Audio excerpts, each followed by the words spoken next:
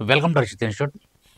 Regular current అఫైర్స్లో భాగంగా ఈరోజు కూడా మోస్ట్ ఇంపార్టెంట్ ఈవెంట్స్ మన ఎగ్జామినేషన్ పాయింట్ ఆఫ్ వ్యూలో మనకు ఉపయోగపడేటువంటి ఇంపార్టెంట్ ఈవెంట్స్ అన్నీ కూడా వన్ బై వన్ చూద్దాం.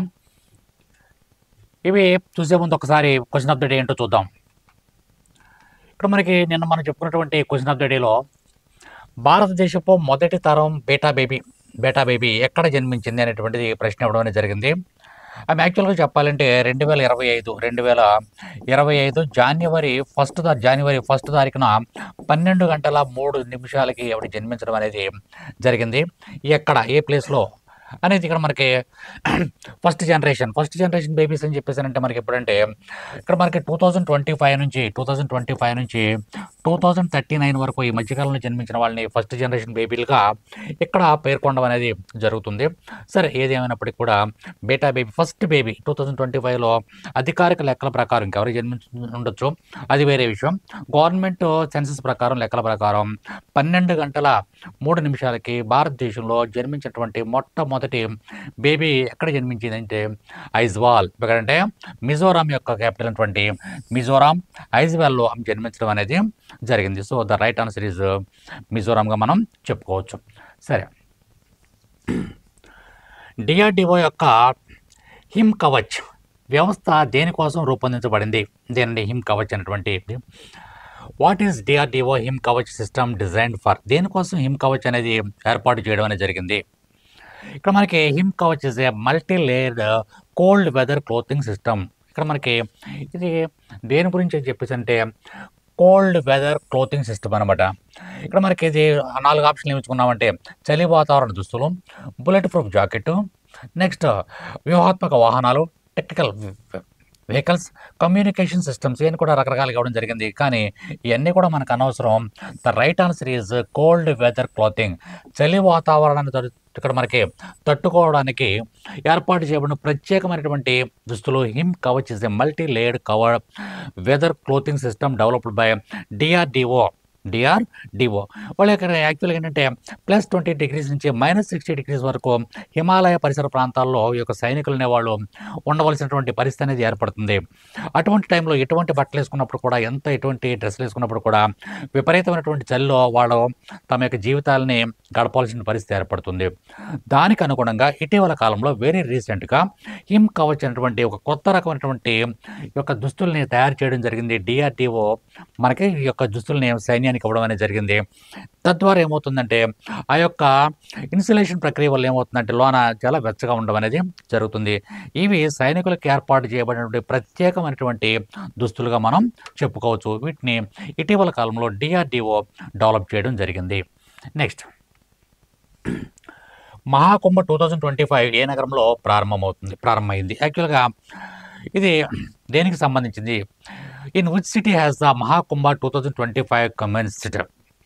ఇది ప్రపంచంలోనే అతి పెద్ద ఇక్కడ మనకి ఒక గ్యాదరింగ్గా మనం చెప్పుకోవచ్చు. హిందూ సమాజంలో ఉన్నటువంటి అతి ముఖ్యమైనటువంటి ఫెస్టివల్గా మనం చెప్పుకోవచ్చు మహాకుంభ అనేది.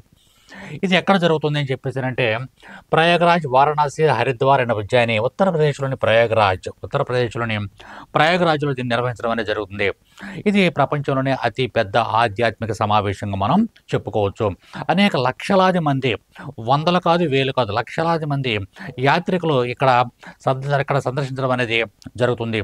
ఇది ఒక శక్తివంతమైనటువంటి సాంస్కృతిక వారసత్వాన్ని ప్రదర్శించేటటువంటి ఒక ప్రోగ్రామ్గా దీన్ని చెప్పుకోవచ్చు. కాబట్టి మన భారతదేశంలో ఇది ఒక అతి ముఖ్యమైనటువంటి మహాకుంభ అయినటువంటి ఈ యొక్క ఆధ్యాత్మిక సమావేశం ఎక్కడ జరుగుతుంది అని చెప్పేసానంటే ప్రయాగ్రాజ్ ఇన్ ఉత్తరప్రదేశ్గా మనం చెప్పుకోవాలి. ప్రయాగ్రాజ్, ఉత్తరప్రదేశ్. లక్షల మంది పాల్గొంటారు, లక్షలు. నెక్స్ట్ బిట్, నేరరహిత సరిహద్దు సహకారం గురించి భారతదేశం ఇటీవల ఏ దేశంతో చర్చించింది అనేది ఇక్కడ మనకి పెట్టండి. With which country did India discuss crime free border cooperation recently? ఇక్కడ మనకి క్రైమ్ ఫ్రీ బోర్డర్ కోఆపరేషన్ అంటే మనకి ఏంటంటే ఈ బోర్డర్లో జనరల్గా ఏంటంటే ఇతర దేశాలకి మనకి ఫర్ ఎగ్జాంపుల్ పాకిస్తాన్ మనం ఉన్నదంటే ఎప్పుడు కూడా బోర్డర్లో సరిహద్దుల దగ్గర తగాదాలు రావడం అనేది జరుగుతూ ఉంటుంది. వాళ్ళకి మనకి సరైన కోఆపరేషన్ ఉండదు. కానీ అటువంటి వివాదాలు లేకుండా ఒకరికొకరు కోఆపరేట్ చేసుకుంటూ ఇక్కడ మనకి స్మగ్లింగ్ కానీ, నేర కార్యకలాపాలు కానీ, అక్రమ రవాణాలు కానీ, లేదనుకున్నట్లయితే ఏదైనా సరే ఒక సరిహద్దు వివాదాలు వచ్చినప్పుడు తప్పనిసరిగా మనం ఎలా ఎదుర్కోవాలి, 2 దేశాలు కూడా కలిపి ఉండాలి అని చెప్పేసి 2 దేశాలు కూడా ఒక అంగీకారంతో నడుచుకోవాలన్నటువంటి ఒక ఈ 2 దేశాలు ఇరు దేశాల మధ్య ఒక ఒప్పందం అనేది ఇటీవల కాలంలో జరిగింది. ఆ దేశం ఏది అని చెప్పేసి అంటే Nepal, Bhutan, Myanmar, Bangladesh. The right answer is Bangladesh. The right answer is Bangladesh. మీరు చూడగానే ఫ్లాగ్ చూడగానే మీరు ఐడెంటిఫై చేసుంటారు. ఇక్కడ మనకి ఈ బార్డర్లో మనకి వాళ్ళకి కూడా బంగ్లాదేశ్కి మరియు భారత్కి ఈ రెండు కూడా స్నేహపూరితమైనటువంటి ఈ యొక్క నేర ఉన్నటువంటి ఆ సరిహద్దు ప్రాంతాల్లో ఉన్నటువంటి కార్యకలాపాలని ఇద్దరు కూడా దాన్ని సంబంధించినటువంటి అంశాల్లో ఇచ్చిపుచ్చుకునే ద్వారంలో వ్యవహరించాలని చెప్పేసి ఒక ఒప్పందం అనేది కుదిరింది. నెక్స్ట్ బిట్ చూద్దాం. ఇండియా ఎనర్జీ వీక్ 2025 ఎప్పుడు జరగనుంది? ఇక్కడ మనకి యాక్చువల్గా స్టార్ట్ అవ్వలేదని మన జనవరిలో ఉన్న అది ఫిబ్రవరిలో జరుగుతుంది. ఎప్పుడు జరుగుతుంది? ఇండియా ఎనర్జీ వీక్ 2025 ఇక్కడ మనకి ఫిబ్రవరి 11th నుంచి 14th వరకు ఈ యొక్క ఇండియా ఎనర్జీ వీక్ అనేటువంటి అంశాన్ని నిర్వహించడం అనేది జరుగుతుంది. ఇండియా ఎనర్జీ వీక్ 2025 ఫిబ్రవరి 11th నుంచి 14th వరకు న్యూఢిల్లీలో జరుగుతుంది. దీని యొక్క ఇంపార్టెన్స్ ఏంటంటే ఈ కార్యక్రమంలో 120 దేశాల నుండి సుమారుగా 70,000 మంది పైగా ప్రతినిధులు ఈ యొక్క సమావేశంలో పాల్గొంటారు. అంతేకాకుండా 700+ ఎగ్జిబిటర్స్ దీంట్లో పాల్గొంటారు. యుఎస్ఏ, యూకే, జర్మనీ, జపాన్ అలాగే అనేక దేశాలు ఈ యొక్క దీంట్లో పాల్గొని రాబోయే రోజుల్లో ఇంధనాన్ని మనం ఎలాగా కంట్రోల్ చేసుకోవాలి, అదేవిధంగా మనకి ఉన్నటువంటి ఈ సోలార్ సిస్టమ్ని ఎలా ఉపయోగించుకోవాలి, అలాగే మనకి ఈ యొక్క శక్తి రంగంలో అంటే ఎలక్ట్రిసిటీ రంగంలో మనం ఎటువంటి అంశాలను మనం ఇంకా ముందుకు తీసుకెళ్లాలనే విషయాలను కూడా ఈ యొక్క ఎనర్జీ వీక్లో డిస్కస్ చేయడం అనేది జరుగుతూ ఉంటుంది. సరే, ఏది ఏమైనప్పటికీ కూడా ఇండియా ఎనర్జీ వీక్ 2025 అనేది ఫిబ్రవరి 11 నుంచి 14 వరకు న్యూఢిల్లీలో జరుగుతుంది. ఇది చిన్న కార్యక్రమం ఏమీ కాదు. 120 దేశాల నుంచి 120 కంట్రీస్ నుంచి 70,000 మందికి పైగా ప్రతినిధులు ఈ యొక్క సమావేశంలో పాల్గొని రాబోయే రోజుల్లో ఈ యొక్క ఎనర్జీని మనం ఎలా ఉపయోగించుకోవాలి, ఆ డిజిటలైజేషన్ ఏంటి, ఇన్నోవేషన్ ఏంటి, నెక్స్ట్ డీకార్బనైజేషన్ అంటే ఏంటి, నెక్స్ట్ వీటన్నిటి గురించి కూడా డిస్కస్ చేసుకోవడం అనేది జరుగుతుంది. ఇది మన భారతదేశంలో జరగటం మనకి గర్వకారణంగా మనం చెప్పుకోవచ్చు. తర్వాత మనకి 2026లో కామన్వెల్త్ దేశాల స్పీకర్లు మరియు అధ్యక్షత వహించే అధికారుల 28వ సమావేశం CSPOC ఏ దేశం ఆతిథ్యం ఇవ్వనుంది? ఇక్కడ మనకి ఏంటంటే ఈ స్పీకర్ల సమావేశం మరియు అధ్యక్షుల సమావేశం జరగబోతుందండి 2026లో ఆల్రెడీ డిక్లేర్ చేశారు. కామన్వెల్త్ దేశాలకు సంబంధించినటువంటి ఏవైతే పార్లమెంట్లు ఉంటాయో ఆ పార్లమెంట్ల యొక్క స్పీకర్లందరూ కూడా స్పీకర్స్ అలాగే ప్రిసైడింగ్ ఆఫీసర్స్ వీళ్ళందరికీ ఒక సమావేశం అనేది జరపడానికి 2025లో ఒక దేశాన్ని ఎన్నుకోవడం అనేది జరిగింది. ప్రపంచవ్యాప్తంగా ఎన్నైతే దేశాలు కామన్వెల్త్ దేశాలు ప్రజాస్వామ్య కామన్వెల్త్ దేశాలు అయితే ఉన్నాయో అన్ని దేశాల యొక్క స్పీకర్లు కానీ ప్రిసైడింగ్ ఆఫీసర్స్ కానీ వీళ్ళందరూ కూడా ఒకసారి సమావేశం అవుతారు. ఆ అవకాశం ఎవరికి దొరికిందంటే 2026లో మన భారతదేశానికి రావడం అనేది జరిగింది. కాబట్టి Australia, India, Canada and UK. The right answer is India.